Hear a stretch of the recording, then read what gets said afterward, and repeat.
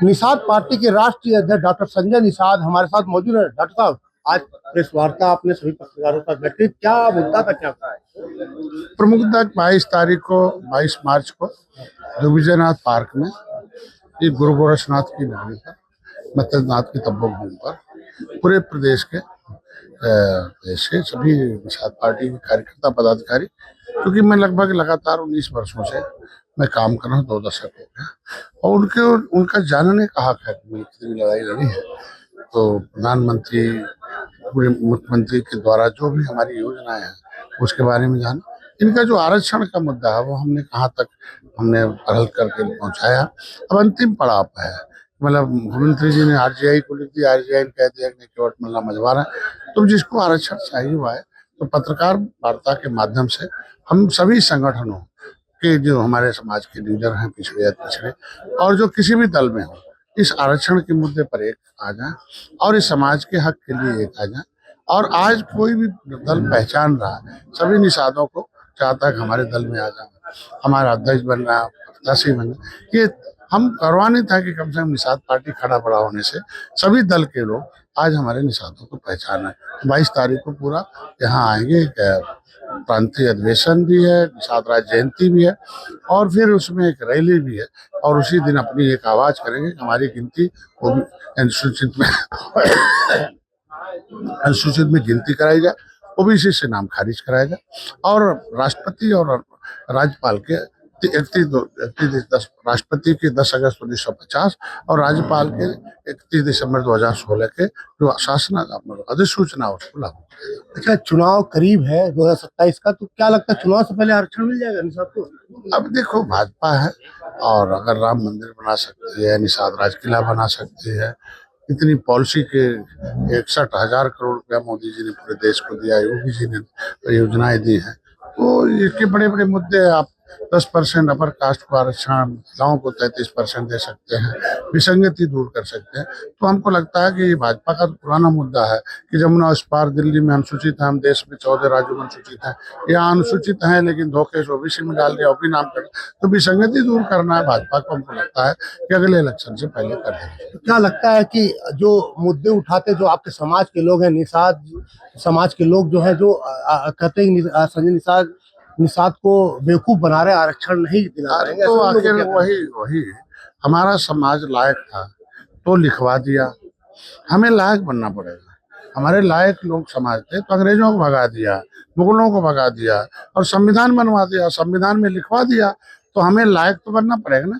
तो आवाज उठाने लायक बनना पड़ेगा, सदन में आवाज उठाने लायक बनना पड़ेगा, हराने लायक बनना पड़ेगा, हमें जो हमारा हिस्सा खा रहा है उसको जानने लायक बनना पड़ेगा, जो दिला रहा है उसे देखने लायक बनना पड़ेगा, जो रोड़ा है उसमें धोखेबाज है उसे समझने लायक बनना पड़ेगा। तो लायक बनाने का स्कूल है निषाद पार्टी। तो जो लोग इसमें रोड़ा थे, ना समझ थे, ना समझ नहीं होते, तो हम अनुसूचित जाति में थे, तो लेदरमैन, वाशरमैन, फिशरमैन के साथ हम रजिस्टर्ड हैं। तो अगर हम ना समझ नहीं होते तो हमारा नाम ओबीसी में क्यों डाल दिया जाता? जब मैंने आवाज उठाई तो ओबीसी से में से काटते क्यों? इसका मतलब बात सही है, तभी राज्यपाल ने काटा। तो ये समझदार तो बनना पड़ेगा। तो कुछ ना समझ लोग तो रहते ही हैं, तो हम ना समझ नहीं, समझदार बने। मेरा कहने मतलब यह है कि आज मेरा काम आवाज उठा रहा है। जैसे मेरा हिस्सा अपर कास्ट नहीं खा रहा, 50% के अंदर हमारा आरक्षण है भाई, ब्राह्मण और ठाकुर तो हमारा हिस्सा नहीं खा रहा। सामाजिक न्याय समिति कहती है कि मिल्कमैन 27 में कब्जा है, लेदरमैन 23 में है, तो हमारा कब्जा 23 लोग किया है, तो मेरा 9% ओबीसी से में काट दिया जाए और एससी में जोड़ दिया जाए। हमारा काम है 50% के अंदर हमारा है, अंतर इतना है, मेरा नाम ओबीसी में डालने तो फर्जी है, वहाँ राज्यपाल ने काट रखा, मेरा नाम यहाँ जुड़ जाए तो विरोध नहीं करेंगे। ये विसंगति दूर करना है, यही समझ में आ जाए जिस दिन नेताओं को, उस दिन काम हो जाए, वो आसानी से विधायक हो जाए, आसानी से बीडीसी हो जाए, जिला पंचायत हो जाए, आसानी से प्रमुख बन जाए, आसानी से ये लोग, ये हमारा हक है, हमारे पुरखों का, ये हक समझ के लड़ाई लड़ेंगे। अच्छा, आप कैबिनेट मंत्री हैं, आप आते होंगे आवास पर, इस समय गैस के लिए हाहाकार मचा, पूरे यूपी में, पूरे भारत में मचा है। ऐसे में आपके समाज के लोग भी आते होंगे, आपसे कहते होंगे डॉक्टर साहब ये तो गैस दिलवा दीजिए। क्या लगता है गैस की समस्या है कि नहीं है? ये देखो, ये अंतर्राष्ट्रीय समस्या है। आज के दिन में सोशल मीडिया है कि नहीं ये मेरी बात सुनो, ये राष्ट्रीय समस्या, अंतर्राष्ट्रीय समस्या है।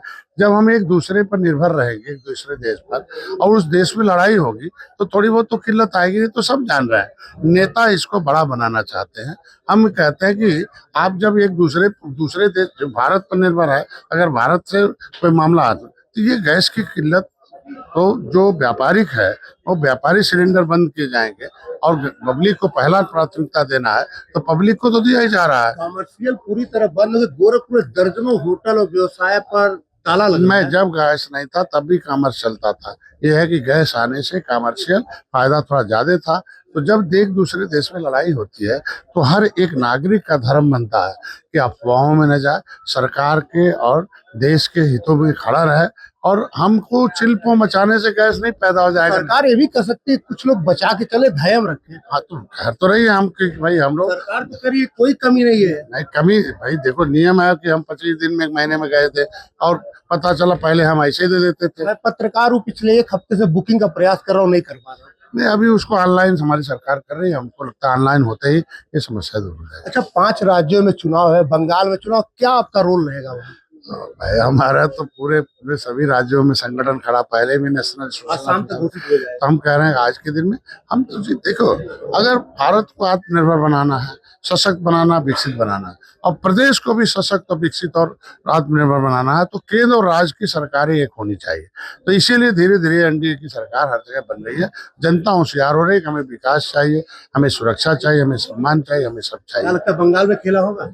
हाँ, हो जाए। हमको लगता है हम लोग उतर रहे हैं वहाँ और जाएंगे, और निषादों की संख्या वहाँ बहुत अच्छी है। हम भाई, गंगा जहाँ है, जमुना जहाँ, समुद्र जहाँ, वहाँ तो हमारी बिरादरी भरी है। वैसे भी बंगाली सब मछली खाते हैं। तो जो मछली खाने वाले, हम उनके लिए, हितों के लिए कानून बना रहे हैं, तो उनको समझ में आया भाई केंद्र ने मछुआरों के लिए बहुत कुछ किया है। एसआई का कल पेपर था, ब्राह्मणों के प्रति एक क्वेश्चन में आंसर में था, तो क्या लगता है इसके लिए ब्राह्मण जो दूसरी पार्टी के विरोध कर, उस को लेकर क्या कहेंगे ब्राह्मणों को? कुछ मैंने बहुत पहले बता दिया कि कुछ ऐसे अधिकारी कर्मचारी हैं जो अंदर से हाथी साइकिल पंजा है, वो कलम चलाते हैं जिससे नाराज हो जाए वोट है।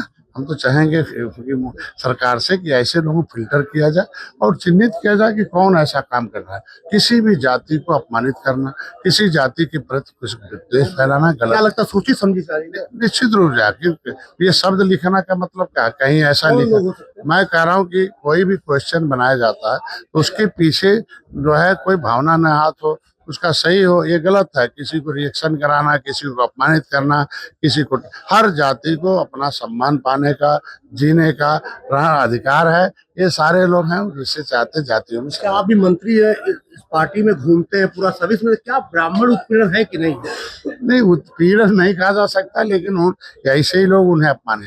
यूजीसी जब आया तो उसमें लिखना चाहिए ना कि भाई पिछड़े और दलितों के साथ अपर कास्ट के बच्चों की भी सुरक्षा होगी, उनके साथ भी कोई भेदभाव करेगा तो वो भी उस दायरे में आएगा। समझ गए कि नहीं? लेकिन आपने कांग्रेस के लीडर हैं, लिख दिया 2 को और बाकी तीसरे को नहीं लिखा, तो झगड़ा लगाने वाला मामला हो गया ना। तो इसलिए इसी तरीके से होता है कि उत्पीड़न नहीं कहा जा सकता है, इनको जो है इरिटेशन कहा जा सकता है। ये हमारे साथ है डॉक्टर संजय निषाद, अपनी सारे क्वेश्चनों का जवाब दे रहे हैं। बंगाल में कह रहे हैं इस बार खेला होगा। अजीत सिंह, न्यूज़ 24 गोरखपुर।